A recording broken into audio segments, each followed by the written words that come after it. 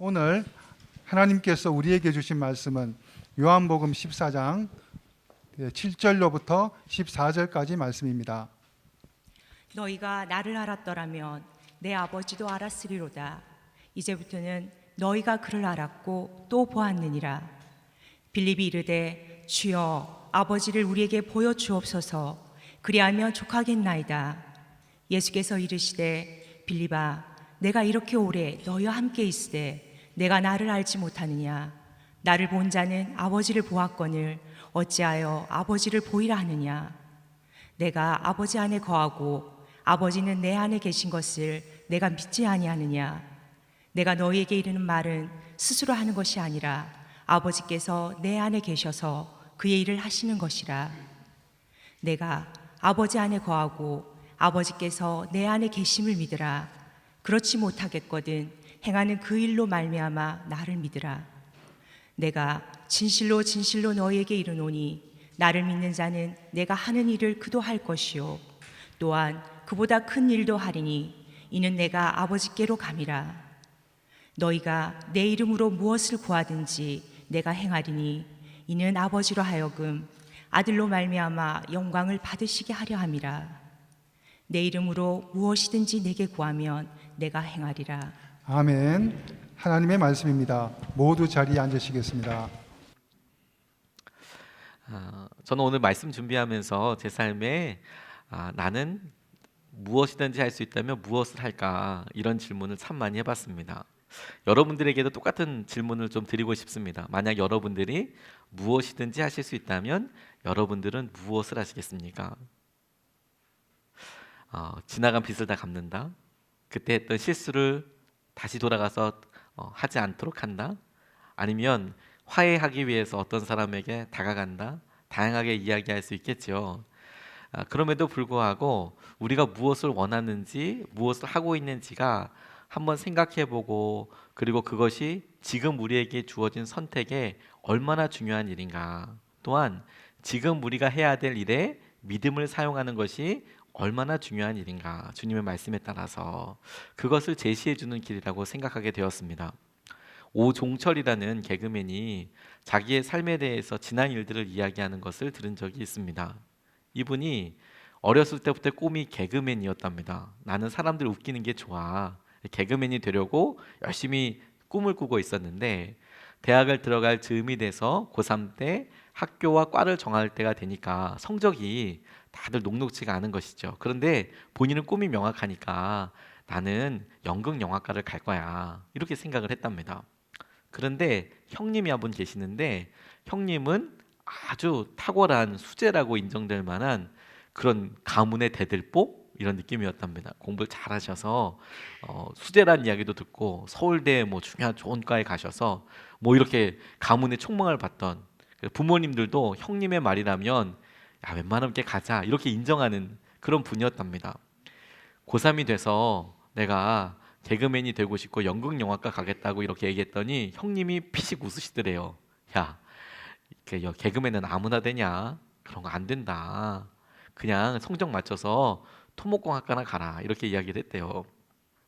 토목공학과를 무시한 게 아니라 그분의 성적에 맞춰서 그래 너 이렇게 하면 이 정도 학교에 이 토목공학과를 가면 좋겠다 이렇게 이야기를 한 거죠. 근데 이분이 순진하게 그런가? 그리고 진짜 토목공학과를 진학을 했답니다. 들어가 보니까 너무 힘들더래요. 거기서 뭘 배운지도 모르고 들어갔다가 너무 힘들더라는 거죠. 더군다나 자기의 적성과 하고 싶은 일은 사람들 웃기는 개그맨이 되고 싶은데 이 적성에 너무 안 맞는 거예요. 간신히 졸업했답니다. 그리고 졸업해서 SBS에서 공채 개그맨 시험을 봐서 붙었대요. 그래서 열심히 이제 해보려고 하는데 문제는 그 다음에 일어났습니다. 막상 들어가고 보니까 진입 장벽이 너무 높은 거예요. 이 진입 장벽이 뭐냐면 이 개그맨들이나 연극하는 사람들은 혼자서 연극하는 경우는 별로 없이 꼭 둘이나 팀을 이루게 되거든요. 서로 대사를 주고받아야 하고 같이 아이디어 회의를 해야 하고 그리고 서로가 중요한 것들을 나눠야 될 때가 있죠. 근데 그렇게 하다 보니까 당연히 어렸을 때부터 알았던 사람과 마음을 나누기가 편한 거예요. 그리고 자기가 조금이라도 성공하고 유명한 코너를 하나 마련하게 되면 거기에 짧은 단역이라도 있으면 자기가 알고 있는 후배를 그 단역을 주는 거죠. 이런 식으로 하다 보니까 연줄이 되게 중요하다는 것을 알았다는 거예요.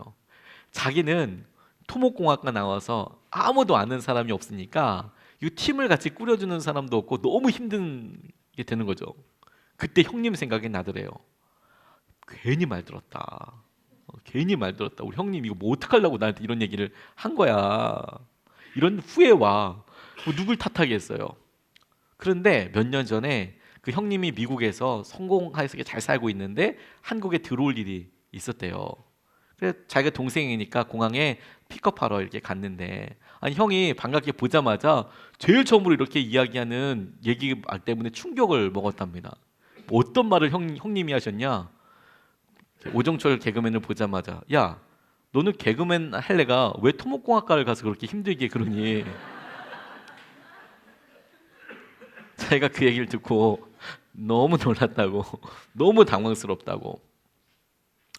우리가 우리 마음에 소원이 있고 우리 마음에 은혜를 놓고 나아가는데 하나님께서 우리에게 정말로 너 믿음 어디다 쓸래? 라고 이야기할 때 우리는 우리가 생각지 않는 다른 사람들의 시선과 마음으로 하나님께서 우리에게 정말로 소중하게 주시는 길을 외면하고 포기할 때가 의외로 많다고 생각하게 되었습니다. 이 본문이 우리에게 믿음을 질문하게 해준다고 생각하고 묵상하면서 본문을 다시 한번 찬찬히 보게 되었습니다. 이 본문은 지난주에 우리가 함께 나눴던 말씀과 연결되어 있는 본문입니다.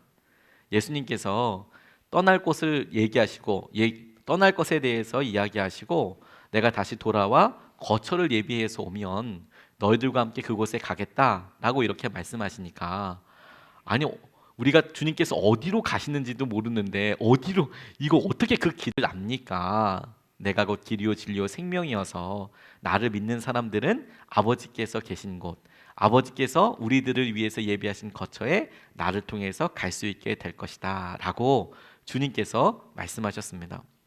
그랬더니 오늘 본문 말씀에 이어지면서 이런 질문이 등장하게 됩니다. 그러면 그 아버지는 우리에게 좀 보여주십시오. 그 아버지를. 주님께서 길이고 진리고 생명이라고 말씀하시고 아버지의 거처로 가신다고 하셨는데 그 아버지를 우리가 믿을 수 있도록 우리에게 보여주십시오. 그랬더니 예수님께서 네가 지금까지 나랑 같이 살았으면서 어째서 아버지를 보여달라고 하느냐.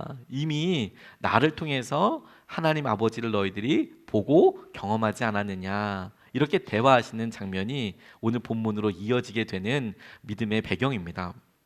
저는 이 말씀 가운데 주님께서 제자들과 말씀하시면서 믿음에 큰 차이가 있는 것을 보게 되었습니다. 지금 제자들의 수준은 마치 세례 요한이 마지막으로 죽을 때에 제자들을 보내서 우리가 기다려왔던 분이 바로 당신입니까? 라고 예수님께 물었던 장면처럼 자신이 주님께 세례를 줄 때 하늘로 성령이 임하고 자기가 자기 입으로 고백했음에도 불구하고 막상 자기가 죽을 때가 되니까 우리가 기다려온 사람이 당신이 맞습니까? 라고 확인하게 됐던 그런 의심과 믿음과 회의가 있었던 것처럼 제자들도 계속해서 믿음으로 살아왔으면서 막상 예수님이 떠날 때가 되니까 십자가 지실 때가 되니까 당신 아버님은 누구시고 당신은 누구시고 이런 식의 이야기를 하고 있는 것이죠. 믿음이 참 굉장히 차이가 난다. 그런데 그 중에서도 주님께서 우리에게 그 모습을 딱 보여주신다는 생각을 하게 됐어요. 결정적인 순간에 흔들리는 거, 재정이나 관계나 어려움들 가운데 결정적인 순간에 믿음으로 반응하지 못하는 거, 우리도 딱 이런 제자들의 모습 아닐까, 저도 그런 모습이 아닐까 생각하게 되었습니다. 그런데 이 본문 말씀에서 주님께서 저에게 그리고 우리에게 함께 주목하게 하시는 것을 저는 그 동사의 시제에서 발견하게 되었습니다. 오늘 본문 말씀에 보면 7절 말씀에 이렇게 나와 있습니다. 너희가 나를 알았더라면 내 아버지도 알았으리로다. 이제부터는 너희가 그를 알았고 또 보았느니라. 이렇게 말씀하고 계십니다. 이제부터는 너희가 그를 알았고 그리고 보았다라고 말씀하고 계시는 것이죠. 오늘 주님께서 이런 말씀하시는 것을 통해서 이제 마지막으로 제자들에게 말씀하시고 겟세마네로 잡혀가시는 일이 남아 있는데 예수님께서 가룟 유다가 뛰쳐나가는 것을 보시고 13장에 이제 일이 방아쇠가 당겨진 거구나, 활 시위가 놓여진 거구나, 십자가를 향하여서 쏜살같이 날려가게 되는 거구나, 그렇게 보시면서 이제부터는 이라는 표현을 쓰셨죠. 그리고 이제부터는 너희들이 나를 그리고 우리 아버지를 보았다, 알았다, 이렇게 말씀하고 계세요. 그런데 이 본문 말씀이 묵상하면서 계속 우리에게 이어지게 되는 게 뭐냐면, 방금 전에도 빌립은 누군지 모르고 질문하고 있지 않습니까? 근데 예수님은 너무 분명하게 너희들이 이미 보았다, 알았다, 이렇게 말씀하고 계시는 것이죠. 아니, 빌립이 지금 의심하고 있는데 못 봤다고, 아버지를 알려달라고, 보여달라고 이야기하고 있는데 예수님은 너희들은 이미 보았다고, 알았다고 이야기하고 계시니까 본인이 알지 못하는 상황에서 주님은 그렇게 이야기하고 계시는 것이 저희에게도 주님, 저희 삶에 주님이 어떻게 이끄시는지 보여지지 않습니다. 근데 주님은 말씀으로 너희들 가운데 이미 말씀이 이루어졌고 내가 그것을 보았다, 알았다 라고 말씀하시는 것과 정말 비슷하다라는 생각이 들었습니다. 주님은 무슨 근거로 이렇게 말씀하실 수 있는 걸까요? 우리가 일주일 동안 열심히 살았지만 우리의 문제가 일주일 만에 생긴 것도 있지만 대부분은 1년 전에도 3년 전에도 계속해서 있었던 문제들이고, 심지어 우리 자녀들이 태어날 때부터 그 문제는 씨앗으로 남아서 우리를 힘들고 불편하게 하고 있는데, 이 변하지 않던 이것들을 주님께서는 기도할 때마다 이루어졌다, 이미 그것이 해결되었다, 이런 과거 시제로 이야기하시면 우리는 여전히 의심하고 있음에도 불구하고 어떻게 이것을 붙잡아야 하는가 하는 것이죠. 힐링 캠프라는 TV 프로그램에 차인표 씨가 나와서 TV에 나와서 이야기하신 적이 있었습니다. 여러분 다 아시다시피 차인표 씨는 저와 아무런 상관이 없습니다. 같은 차 씨라고 다친 적은 아닙니다. 차범근 씨도 아무 상관 없습니다. 그런데 차인표 씨가 나와서 아예 그날 작정한 듯이 어떤 선교 단체에 대해서 홍보를 하셨습니다. 컴패션이라는 선교 단체입니다. 그래서 북한 어린이들 돕는 일에 요즘은 주력하고 있는데, 이 컴패션이 원래 우리나라를 돕기 위해서 생겼던 선교 단체이고, 그리고 전 세계에는 어린이들을 돕는 사역을 주로 하고 있고, 근래에는 북한 사역을 굉장히 집중적으로 하고 있는데, 이분이 나오셔서 아예 작정한 듯이 이 컴패션 얘기만 처음부터 끝까지 다 하는 겁니다.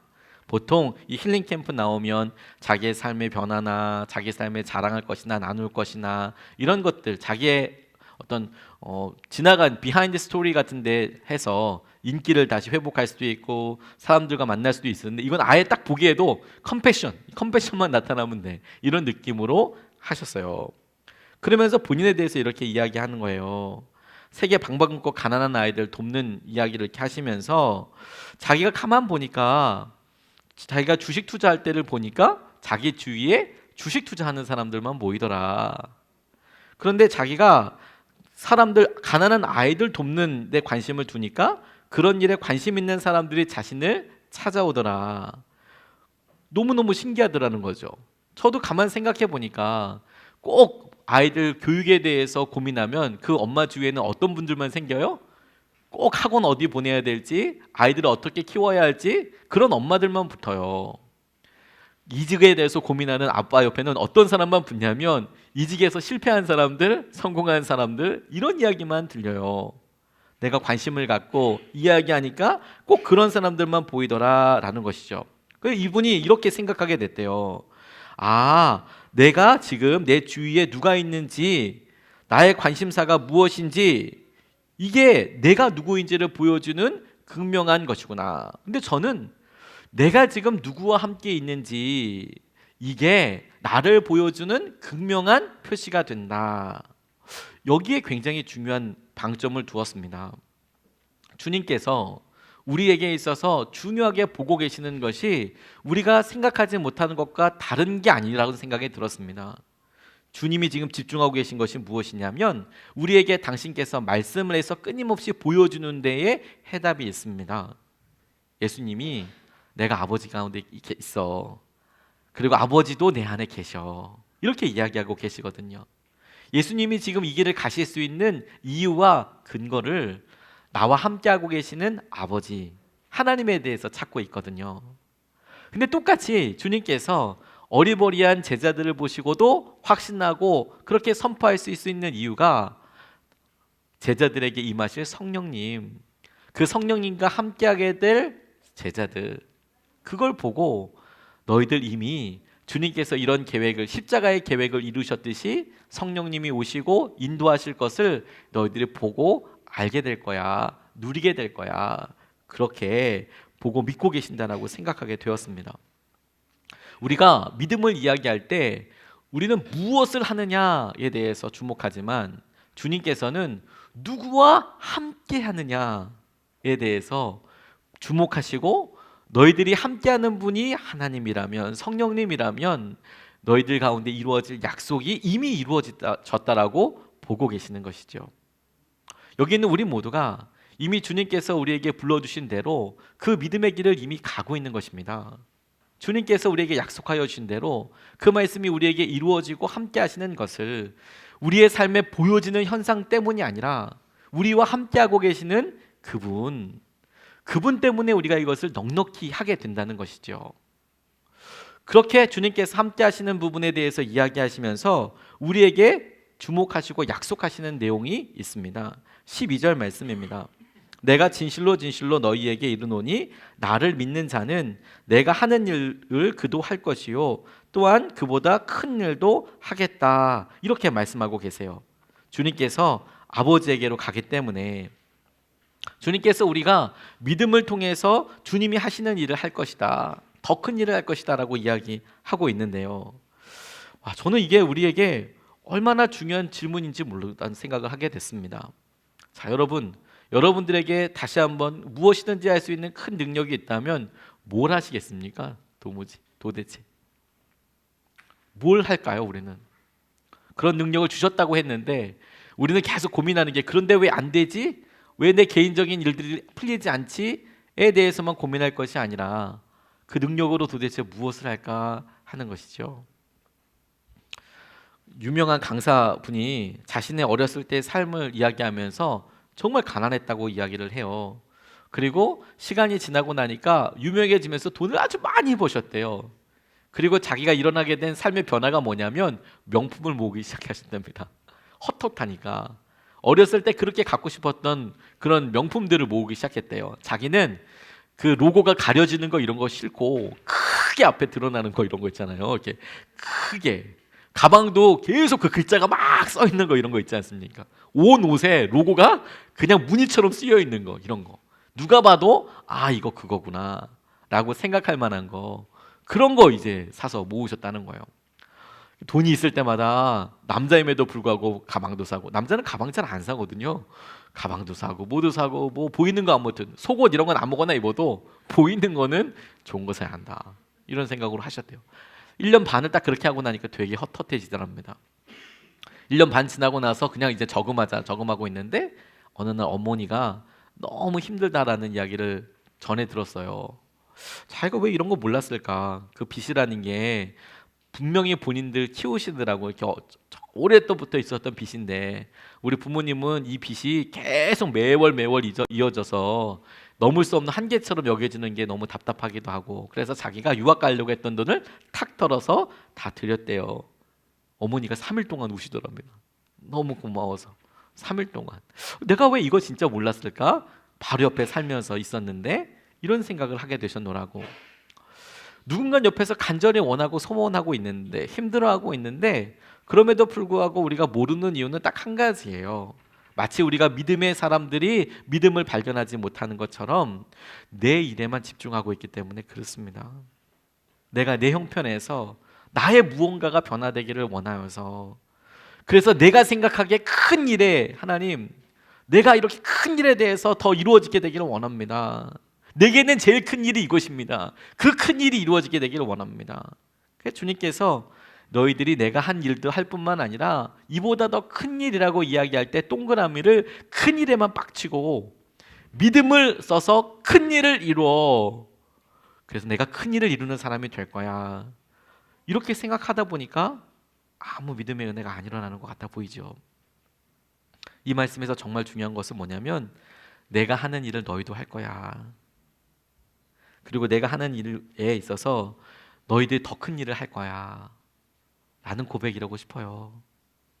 우리가 당신이 무슨 일이든 할 수 있다면 뭘 하시겠습니까? 라는 질문에 뭐 아무 일도 안 일어나도만, 그게 아니라 주님께서 하시는 일은 무엇이고 주님께서 했던 일보다 더 큰 일이 일어나게 하신다는 것이 무엇인지 알아야 우리 삶의 구워야 될 방향과 우리 삶의 응답이라고 생각할 수 있는 일들이 정해지고 또 그게 응답으로 누리게 될 수 있겠다는 생각을 하게 됐어요. 루비 캔드릭 선교사님 이야기를 다들 들어보셨을 겁니다. 이분이 25살 나이에 8개월 만에 우리나라에서 돌아가셨습니다. 1907년입니다. 7년에 우리나라에 오셨고 7년, 8년이 넘어가는 어간에 하늘나라로 가게 되셨습니다. 아주 사진이 남아있는데 세상에서 두 번째로 아름다운 여인이 아닐까 싶은 정도로 아름다운 여인이었습니다. 첫 번째는 누군지 다 아시죠? 두 번째로 아름다운 여인이 아닐까 이런 생각을 하게 됐어요. 그런데 이분이 마지막으로 이렇게 집에다가 편지를 보냈습니다. 조선 땅 오기 전 집들에 심었던 꽃이 활짝 폈다는 소식을 들었을 때 하루 종일 집 생각만 했습니다. 이곳은 참 아름다운 곳입니다. 선한 마음과 복음에 대한 열정으로 보아 아마 몇십 년이 지나면 이곳은 주님의 사랑이 넘치는 곳이 될 것 같습니다. 이렇게 표현을 한 거예요. 그가 하늘나라로 가기 얼마 전에 이곳은 몇십 년이 지나고 나면 주님의 사랑이 넘치는 곳이 될 것 같습니다. 그녀가 급성 맹장염에 의해서 갑자기 하늘나라로 가게 됐거든요.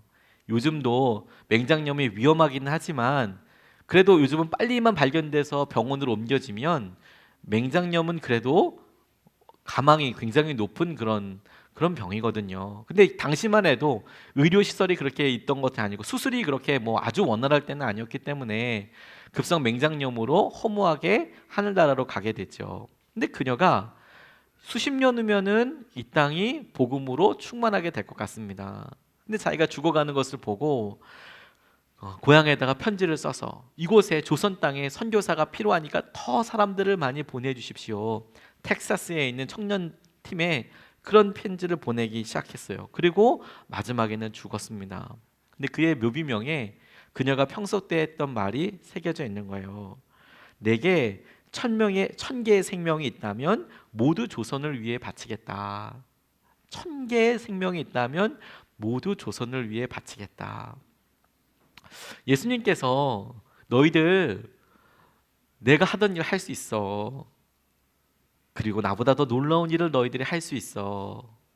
이렇게 말하는 것에 저는 루비 캔드릭 선교사님이 생각났습니다. 가치로 어떤 게 더 좋다 이게 이야기한 것이 아니라 하나님께서 예수님을 통하여서 보여주신 것이 무엇이냐, 하나님의 영광이 드러나고 하나님께서 이야기하신 대로 우리가 사람들을 사랑하고 우리가 복음을 위해서 우리의 시간이 쓰임받고 하는 일에 예수님같이 쓰임받을 수 있을 뿐만 아니라 우리가 고백으로 믿음으로 열정으로 주님 제게 한 번밖에 생명이 없지만 1000번을 주신다고 하더라도 내가 이 땅을 사랑하겠습니다 라고 고백할 수 있도록 하나님께서 해주신 거구나. 우리가 우리의 믿음을 써서 믿음 그 자체로 말미암아 주님께서 꿈꾸셨던 것을 더 구체적으로 볼 수 있게 되고 변화된 상황에서 예수님께서 보셨던 것들을 더 놀랍게 우리가 믿음으로 고백하고 우리와 함께 하시는 성령님과 그 일을 붙잡을 수 있게 되는 거구나. 만약 우리가 우리에게 무엇이든지 할 수 있는 능력이 있다면 주님께서 무엇을 했는지를 보고 그 말씀 가운데 놀라운 은혜를 누리고 함께 할 수 있게 되는 것이죠. 전 이게 정말 중요한 일이라고 생각이 들었습니다. 하나님께서 우리에게 주신 은혜를 보게 하시고 1000개의 심장과 그 심장을 드릴 수 있는 열정과 사랑을 주님께서 우리에게 주실 수 있는 거구나. 이걸 정말 갈망하는 게 너무너무 중요하다고 생각하게 됐어요. 왜 여러분, 우리가 사실 주님께서 무엇을 원하시는지에 대해서는 그렇게 많이 주목하지 않거든요. 우리가 무엇을 원하는지에 대해서 온통 주님께 이야기하지만 정작 주님이 우리에게 무엇을 원하시는지에 대해서는 잘 원하지 않아요. 그리고 설사 우리 가운데 그런 게 있다고 하더라도 그 일에 대해서 별로 신경 쓰지 않습니다. 이제는 우리가 그 일에 대해서 한 걸음 내디디려고 하지 않아요. 포기해야 될 게 너무 많거든요. 그래서 한 번도 써보지 않아요, 믿음을. 매주마다 이야기하지만 우리가 한 번도 경험해보지 못했던 하나님의 은혜를 느끼지 못하는 이유는 딱 하나밖에 없습니다. 한 번도 써보지 않았던 믿음을 써보지 않았기 때문에. 한 번도 해보지 않았던 믿음을 써보지 않았던 믿음을 써봐야, 그곳에 가 있어 봐야, 그래서 믿음이 쓰고 하나님께서 하신 은혜를 누리게 될 텐데, 근데 믿음을 아예 쓰지 않아요. 그냥 가만히 남아 있어요. 그러니까 하나님께서 아무리 말씀하셔도 우리가 한 번도 경험해보지 못한 일이 너무 많은 거죠. 그러니까 마음이라도 편한 것은 뭐냐면 경험하지 않았기 때문에 그게 뭔지 모르는 거예요. 그게 뭔지 모르는 거예요. 제가 고사리에서 목회할 때 저희 마을에 계신 분들이 수안보에 가면 정말 맛있는 보리밥집이 있다고 이야기하셨어요. 어르신들이. 나이 연배 차이가 있기 때문에 어르신이라고 이야기하면 70 넘으신 진짜 어르신들이 보리밥 맛있다고 이야기하니까 저는 계속 서울 근교에서만 자랐거든요. 보리밥 맛있어 봐야 보리밥이 보리밥이지 뭐 이렇게 생각을 하고 있었어요. 그런데 한 달에 한 번 정도 이렇게 마실 나가듯이 목욕탕에 일주일에 한 달에 두 번 정도, 한두 번 정도 어르신들 목욕탕에 모시고 가는 게 제 굉장히 중요한 사역 가운데 한 가지였거든요. 동네 어르신들이 교회 봉고차 있으니까 목욕탕 가야지. 그리고 제가 있던 괴산군 연풍면 원풍리 20번지와 수안보 온천은 엄청 가깝거든요. 게다가 저희는 지역 주민으로 됐기 때문에 40% 정도 할인이었습니다.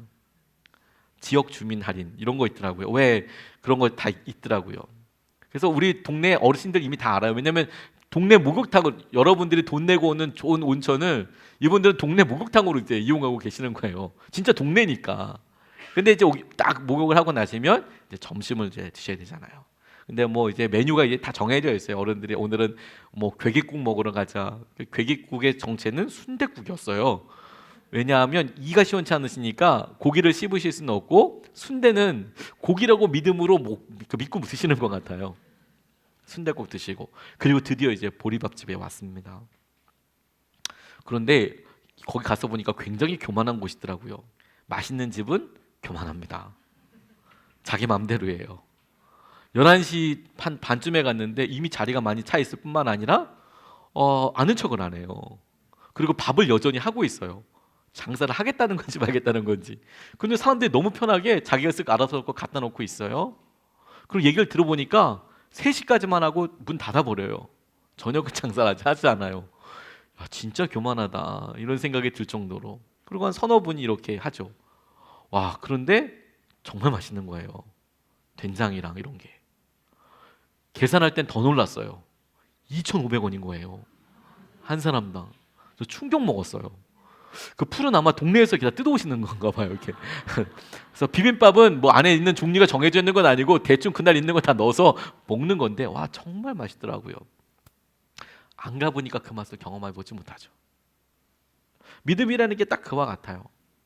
주님께서 그래 내가 너에게 내가 할 수 있는 일을 하게 할 수 뿐만 아니라 너보다 더 큰 일을 하게 해줄게 라고 이야기했을 때 주님께서 오늘 13절 14절 말씀에 너희가 내 이름으로 무엇을 구하든지 내가 행하리니 이는 아버지로 하여금 아들로 말미암아 영광을 받으시게 하려 함이라. 내 이름으로 무엇이든지 내게 구하면 내가 행하리라 이렇게 말씀하고 계실 때 그 말씀은 아멘으로 붙잡고 기도하려고 하는데 그 기도 제목이 그냥 하나님 건강하게 해주시고 하나님 그냥 뭐 그저 내 삶이 그냥 좀 더 나아지게 해주시고 이런 데만 이제 사용하고 있는 것이죠. 한 번도 써보지 않은 믿음들이 영역들이 이 땅에 너무너무 많아요. 우리가 나중에 천국에 가면 주님께서 우리에게 우리가 했던 행위록을 생명책에는 우리의 이름이 분명히 기록되어 있어서 구원을 받을 테지만 그 옆에 우리의 행위를 기록해놓은 책을 두고 이렇게 적으실 때 주님께서 넌지시 그런 이야기를 하실 수 있을 것 같아요. 야, 네가 이런 일 했는데 너 사실 그때 이런 사람 만났잖아. 근데 그 사람은 이렇게 쓰임 받았네. 근데 그 사람을 통해서 나는 네가 이런 일을 할 수 있을 거라고 생각했어. 계획했어. 주님께 우리가 놓쳐버린 만남과 놓쳐버린 주님의 계획과 시작할 수 있었던 포인트들에 대해서 생각한다면 내가 형 말 듣고 괜히 토목공학과 가서 내가 이거 하려고 했는데 그런 후회를 정말 많이 하게 되지 않을까요? 이분이 지금 살아있는 분이어서 그리고 많은 분들에게 유명한 분이어서 나누기는 조금 그렇지만 그럼에도 불구하고 이분이 거의 20년 전에 했던 결정이었기 때문에 그리고 본인이 썼던 글이기 때문에 감안해서 들어주셨으면 좋겠습니다. 손석희 아나운서가 그분의 삶에 있어서 변화가 있었던 때 썼던 글이 있어요. 제가 지금의 손석희 아나운서의 모습에 대해서 어떻게 해석을 가고 싶지는 않습니다. 그건 그분이 지금 그렇게 하고 있는 거고. 근데 제가 적어도 이분이 20년 전에 했던 생각과 결정에 대해서 참 많이 흠모하게 됐어요. 이렇게 이분이 쓰셨습니다. 남들은 어떻게 생각할지 몰라도 나는 내가 지각 인생을 살고 있다고 생각한다. 지각, 레이트 늦는 거 있잖아요. 대학도 남보다 늦었고 사회 진출도 결혼도 남들보다 짧게는 1년, 길게는 3, 4년 정도 늦은 편이다. 능력이 부족했거나 다른 여건이 여의치 못했기 때문이었을 것이다. 모든 것이 이렇게 늦다 보니 내게는 조바심보다 차라리 여유가 생긴 편인데 그래서인지 시기에 맞지 않거나 형편에 맞지 않는 일을 가끔 벌이기도 한다. 근데 그래서 벌인 일이 뭐냐면 나이 40에 유학을 가버리신 거예요. 이분이 그래도 아나운서로 뜨고 있었거든요. 근데 싹 정리하고 아나운서로 가게 됐습니다. 1997년 서울을 떠나 미국으로 가면서 정식으로 학교에 다니겠다는 생각은 하지 않았다. 그냥 가서 적당히 놀다 오려고 학교에 적은 걸어놓고 그저 몸성이 잘 빈둥거리다 오는 것이 내 목표였다. 그러던 것이 졸지에 현지에서 토플 공부를 하고 나이 43세에 학교에 다시 들어가게 된 까닭은 뒤늦게 처음에는 자기 전세금 빼가지고 갔는데 국제민간재단으로부터 장학금을 얻게 된 탓이 컸지만 기왕의 늦은 인생 지금이라도 한번 저질러 보자는 심보도 작용한 셈이다. 그리고 시작했더니 20대 팔팔한 미국 청년들과 경쟁이 안 되는 거예요. 경쟁이 40살이 중반이 돼서 가려고 해서 보니까 20대 혹은 10대 팽팽 돌아가는 얘네들이랑 게임이 안 되는 거예요. 공부가. 그래서 1시 2시까지 날마다 열심히 했는데 너무 힘들더라는 거죠. 근데 이분이 이 시기를 지나고 나서 돌이켜보면 그때 나는 무모했다. 하지만 그때 내린 결정이 내게 남겨준 것은 있다. 그 잘난 석사 학위? 죄송합니다. 석사가 나쁘다는 게 이분 입장에 자기가 받은 석사가 그렇다는 거예요. 그것은 종이 한 장으로 남았을 뿐 그보다 더 큰 것은 따로 있다. 첫 학기 첫 시험 때 시간이 모자라 답안을 완성하지 못한 뒤 연구실 구석으로 돌아와 억울함에 겨워 찔끔 흘렸던 눈물이 그것이다. 중학생이나 흘릴 법한 눈물을 나이 43세 흘렸던 것은 내가 비록 뒤늦게 선택한 길이지만 그만큼 절실하게 매달려 있었다는 반증이었기에 내게는 소중하게 남아있는 기억이다. 혹 앞으로도 여전히 지각 인생을 살더라도 그런 절실함이 있는 한 후회할 필요는 없을 것이다. 제가 어느 날 이 글을 보고 너무 제 마음속에 감동이 되더라고요. 주님께서 우리에게 그래, 너 무엇을 할래? 너의 삶에 있어 주신 비전이 우리의 삶에 있어서 은퇴 이후로 몰아져 있는 많은 것들이 하나님께서 보시기에 얼마나 아까운 시간들일까라는 생각이 제게 들었어요. 내가 너에게 약속해 주었던 대로 너희들은 내 이름으로 구하면 무엇이든지 다 이루어 줄게. 그런데 왜 무엇이든지 이루어 주겠다라는 기도에 주님의 크기만큼 구하는 사람이 없을까요? 빌 하이빌스 목사님이 윌로우 크레이크 교회를 개척하기 전에 그분이 열심히 공부하시던 그런 신학교에서 그분의 은사 되시는 교수님이 항상 이런 이야기를 모두에 하셨답니다. 강의 초에 하나님을 위해서 커다란 일을 하십시오. 꿈꿔보십시오. 사도행전적인 교회를 만들어 보십시오. 그런데 거기에 신학생들이 그렇게 많고 거기에 그분의 수업을 거쳐간 목사님들이 그렇게 많아도 정작 이 교수님이 나중에 한 젊은 전도사가 와서 교수님 제가 정말 그런 교회를 한번 만들어 보고 싶습니다 라고 반응한 사람이 딱 한 명밖에 없었대요. 그분이 빌 하이벨스 목사님이었대요.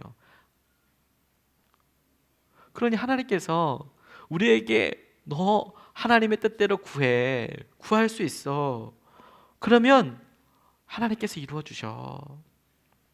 저는 이게 청년들에게 해당되는 것이 아니라 오히려 우리들에게 너무 필요한 말이라고 싶습니다. 청년들을 포함해서. 오히려 주님께서 우리에게 야 너희들이 20년이나 예수님을 믿었잖아. 30년이나 예수님을 믿었잖아. 근데 어떻게 한 번도 다른 게 안 가보니? 다른 도전을 해보지 않니? 왜 한 번도 써보지 않은 믿음을 여전히 너희들 영역들에 그렇게 많은 것이니? 꼭 고통이 있어봐야, 꼭 없어봐야, 결핍을 누려봐야, 그 앞에 서봐야 그렇게 기도되는 게 아니라 왜 믿음을 쓰고 나아가보지 못하나?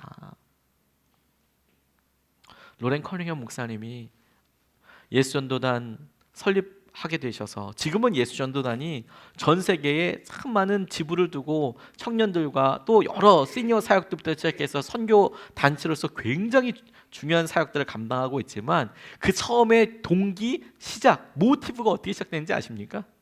너무 간단했어요. 대학교 들어가서 딱 보니까 그때 당시에 미국 사회가 뭐 히피도 있었고 뭐 그런데 기타 하나 딱 들고 놀러 다니는 거예요. 성실하고 근면 이런 거 상관없이 그때 당시에 분위기가 히피도 있고 뭐 이렇게 있다 보니까 기타 하나 들고 돌아다니면서 해변에서 노래 부르고 있고 그러다가 안 되면 세차 알바해가지고 뭐 또 좀 먹다가 또 이렇게 있고 그러고 다 살더라는 거예요. 삶 자체가 자기도 그렇게 친구들 다 그렇고 근데 이 로렌 커닝엄 목사님이 그냥 딱 한 생각한 거예요. 야 예수님을 믿는 청년들이 저렇게 기타 하나 들고 전 세계 방방곡곡 섬으로 돌아다니면서 노래하고 주님을 찬양하고 예배하고 그럴 수 있으면 좋겠다. 그 생각 하나 하셨대요. 그 생각 하나. 애들이 다 그렇게 하는데 누군가는 예수님의 사람들처럼 그렇게 가서 예배드리고 그럴 수 있으면 참 좋겠다. 이런 생각을 했다는 거죠. 저 너무 괴단 생각이 들었어요. 오늘 우리가 교회사랑 감사예배 드립니다. 제게 이 교회사랑 감사예배가 얼마나 커다란 기도 제목이고 제가 거의 밤에 잠을 못 잤습니다. 아이고 주님 마음에 이걸 어떻게 해야 됩니까? 라고 마음을 쓸어내렸습니다. 뭐 부담이나 이런 게 아니라 감사하죠. 너무 감사하죠. 그리고 이것을 어떻게 전할 수 있을까라는 생각이 들었어요. 저희 예수님의 사람들 교회가 없는 게 너무너무 감사했거든요. 지금 보면 우리 다 알다시피 여러분 없어서 너무 다 감사한 거잖아요. 저희들이 죽자 사자 기도하게 됐던 게 뭐 없으니까. 하나님께서 선한목자교회 참 중요한 배려 사랑 많이 받았지만 저희가 예배드릴 수 있는 장소 없었잖아요. 그 장소만 놓고 기도했는데 이런 아름다운 훌륭한 믿음의 공장을 주시지 않았습니까? 처음에 새벽기도 시작하면서 프로젝터가 없었어요. 프로젝터가 없다 보니까 이거 어떻게 될지 몰라서 프린트 나눠주기 시작했습니다. 노래는 불러야 되니까, 찬양은 해야 되니까. 설치 안 해본 게 아니에요. 설치해봤더니 너무 힘든 거예요. 이거는 사람이 할 짓이 아니다. 이건 안 되겠다. 어쩌다 한번 할 수 있지만 날마다는 어렵겠다. 그래서 포기하고 프린트 나눠주기 시작했거든요. 그런데 하나님께서 기가 막히게 특세를 계속하게 해주셨어요. 지금도 계속 프린트 나가면서 그렇게 합니다.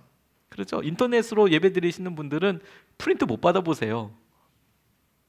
프린트 받으면 갈 수 있죠. 가만히 보니까 그런 생각들이 많이 들어요. 그런데 하나님께서 제게 요즘 이런 마음을 주셨답니다. 기도하면서. 제가 제일 좋아하는 게 뭔지 아십니까? 설교하는 거 되게 좋아합니다. 제일 힘들어하는 것도 설교를 되게 힘들어해요. 근데 설교하는 거 되게 좋아합니다. 제가 심지어 유기성 목사님께 설교하고 싶다고 메일도 몇 번 보냈어요. 설교 원고를. 내가 이렇게 설교하고 싶습니다. 물론 설교는 한 번도 못 해봤습니다. 그렇게 했을 때 유 목사님이 평소 때 이렇게 도전하는 거, 챌린지하는 거 되게 좋아하시거든요. 근데 저는 원래 또 챌린지하는 걸 또 원래 좋아해요. 그래서 메일 써서 보내고 그랬습니다. 목사님 이번에 제가 설교하고 싶습니다. 주일 예배 설교하고 싶습니다. 네, 설교 안 시켜주셨어요. 제비 뽑자고 막 얘기하시고 막 그래가지고 제가 제 텀은 되지 않았습니다. 설교하는 거 참 좋아하거든요. 근데 우리가 예수님의 사람들 교회 오늘 이렇게 보면서 하나님 사역자를 주십시오. 사역자를 뽑을 겁니다. 안 뽑을 건 아닙니다. 근데 사역자가 오랫동안 없었어요. 부목사님들 혹은 전도사님들 뽑게 해달라고 참 많이 기도했어요. 근데 이제 가만히 보니까 우리 권사님들이 집사님들이 너무 잘하시는 거예요. 제가 봤을 때 웬만한 전도사님이 왔다간 이건 열정을 감당하기 넘어설 수 없겠다. 너무 감사하다. 그런 생각이 들었어요. 그리고 가만 보니까 이거 왜 이게 없는 건데 나는 기도 제목이라고 생각해 보지 못했을까? 그러니까 이걸 채워달라고만 기도했지. 이게 하나님께서 주신 사명이구나라고 생각은 못 해봤던 것 같아요. 그렇지, 원래 교회가 목회자랑 평신도가 따로 있는 거 아니었지. 원래 다 똑같은 일을 하는 거였지.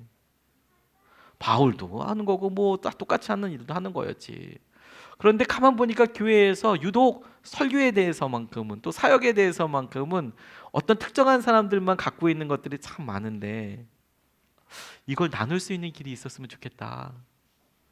제가 힘들어서 나눠주겠다는 게 아니라 제가 너무 좋아하는데 내가 줄 수 있는 최대한의 선물이 이것이겠다는 생각이 들더라고요. 예수님의 교회 세워가면 되겠지. 예수님께서 이끄시는 거 보면 되겠지.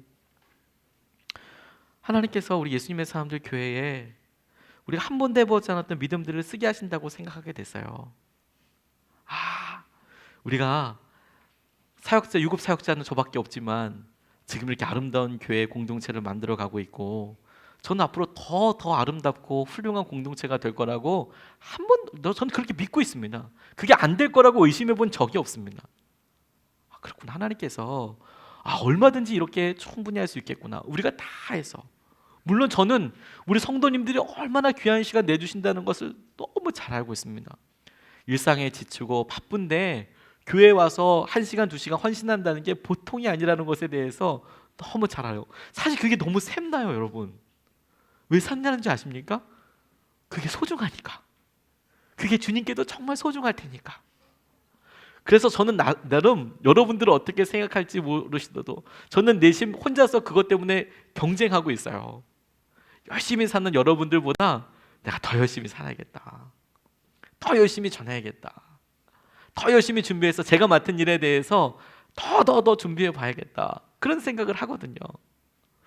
그런데 그렇게 좋게 됐을 때 나중에는 제 생각에 반드시 평신도 분들이 말씀을 전하시고 그리고 교회 단에서 예배를 인도하시고 이런 날이 오게 될 거거든요. 요즘 강사들이 많이 서서 이렇게 세바시나 테드나 이런 데 보면 전문인들이 계속해서 설교도 하고 강의도 하고 그러거든요. 우리 교회가 그렇게 됐으면 좋겠다.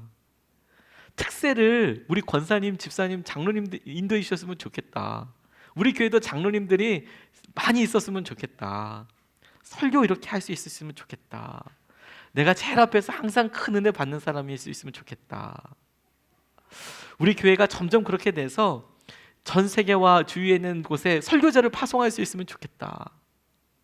앞으로 교회 없는, 설교할 수 있는 데가 없는 사람들이 그렇게 많다는데, 영적인 기갈이 그렇게 심하다는데, 우리 교회가 여기가 믿음 공장인데 여기가 생수 공장이 됐으면 좋겠다, 이런 생각이 들었어요. 생명수에 강이 흘러 넘치는 생수 공장이 됐으면 좋겠다. 말씀에 하나님께서 우리에게 천막교회 이렇게 이루게 하셨듯이 하나님께서 주시는 꿈을 막 꾸어봤으면 좋겠다. 우리가 주님 앞에 서 있는 거 아니겠습니까? 주님께서 주의 계획과 은혜를 놀라운 은혜 가운데 우리에게 실제가 되게 하여 주시거든요. 오늘 지금으로부터 7년 전에 3월 11일 2시 46분에 일본에 쓰나미가 있었습니다. 동북부 대지진이 있었습니다. 토호쿠 대지진이라고도 이야기합니다. 지금까지 공식 집계 찾아보니까 15,895명, 한 16,000명 정도가 사망했고 실종자가 2,500명 정도랍니다. 이 말은 실종자라는 것은 거의 사망자라고 보면 될 것 같습니다. 이제 7년 지났는데 발견이 안 됐으면 살아있기는 좀 어렵다고 봐야 되지 않을까. 의도적으로 그렇다는 사람이 있다고 하더라도. 그럼 대략 한 2만 명 정도, 19,000명 정도 되는 사람들이 그 한 10분 사이에 다 없어졌습니다. 얼마 전에 CGN TV 재팬을 보다가 자막이 없어서 충분히 다 풀리 듣지는 못했지만 일본에 필립 얀 씨가 방문한 것 같아요. CGN TV 재팬이니까 자막이 일본어로 나오더라고요. 당황스럽게. 그렇게 보다 보니까 후쿠시마에 들어가서 거기에 죽어가는 땅을 이렇게 보고 사람들이 아이들이 놀던 블럭을 채 치우지도 못하고 애들이 그렸던 그림을 다 완성하지는 못하고 급히 다 대피한 거예요. 그래서 지금 방진복 이거 지금 방사능복 다 입고 그 후쿠시마 지역으로 들어간 건데 방사능 그 옷을 입고 들어갔는데 그 지역에 그게 그대로 남아 있는 거예요.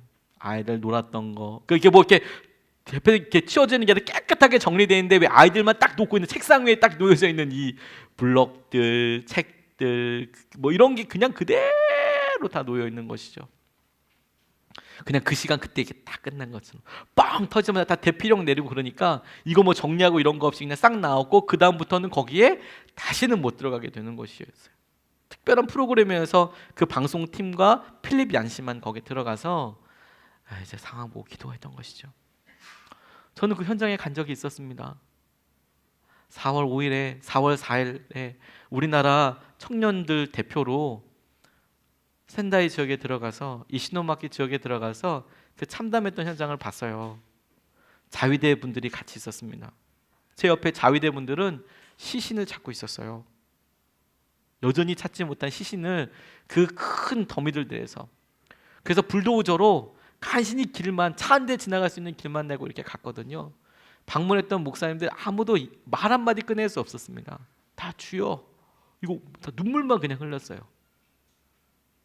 나중에 집계된 열흘들 보니까 물 벽이 제일 높았던 곳은 평균 말고 제일 높았던 곳이 37m였답니다. 여러분 상상해 가십니까? 37m면 선한목자교회 지하 5층서부터 6층까지 넘어서서 십자가까지입니다. 지하서부터 시작해서 그렇게 해서 그게 일렬로 다가왔다. 일렬로. 그것도 시속 110km 정도로. 고속도로보다 조금 더 빠른 거예요. 물론 우리 중에는 150km씩 달리시는 분도 계시지만 110km로 막 날라온 겁니다. 그래서 사람들도 피할 수 없었어요. 너무 허무하죠. 너무 허무합니다. 우리 삶이 너무 허무합니다. 주님께서 우리의 삶이 어떻게 찾아올지 모릅니다. 저는 오늘 우리 주님께서 당신이 할 수 있다면 오늘 우리가 드릴 최고의 믿음을 들여서 하나님의 나라와 하나님께서 하신 은혜를 위해서 쓰임받게 해주십시오. 하나님, 우리의 삶이 주님께서 하시는 일에만 드러나게 하여 주시고 붙잡혀지게 하여 주십시오. 이렇게 기도하고 그 놀라운 은혜를 누리게 되시는 저와 여러분 되시기를 주님의 이름으로 축복합니다. 말씀 붙잡고 같이 기도하고 싶습니다. 주님께서 우리에게 믿음의 능력을 주셨는데 그 믿음의 능력은 우리가 누구와 함께하고 있기 때문에 성령님과 함께하고 있기 때문에 우리에게 주시는 것이라고 믿습니다. 당신이 할 수 있다면 여러분들 뭘 하시겠습니까? 잠깐만 혼자서 한번 묵상으로 기도해 보십시오. 우리가 지금 이 시간에 기도할 것이 하나님 이 믿음을 우리에게 주셨으니 이루어지게 해달라고 기도할 텐데 믿음을 놓고 기도하기 전에 무엇을 구해야 할지 한번 생각해 보십시오. 여전히 건강인지, 그래서 여전히 건강을 고쳐달라고 이야기하는 것이 주님께 죄송해서 주님의 나라를 위해서 쓰임받게 해달라고 기도하는 수준인 것인지, 아니면 하나님 여전히 내가 힘들고 아프지만 내가 주님의 나라를 위해서 놀랍게 쓰임받게 되기를 원합니다. 주님이 함께하고 계시기 때문입니다. 주님이 원하시는 영역을 여러분 학교에서, 직장에서, 가정에서 뭐 그게 구차하게 핑계대지 말고 하나님의 영광을 위해서 하나님으로부터 오는 위대한 일을 우리가 기대하고 하나님을 위해 위대한 일을 시도할 수 있도록 하나님 이제 믿음을 주십시오. 주님께서 무엇이든지 할 수 있는 믿음을 주셨으니 주님의 나라와 주님을 위하여 이 믿음이 쓰임받게 하여 주시옵소서. 우리 말씀 붙잡고 이 시간에 같이 기도하시겠습니다.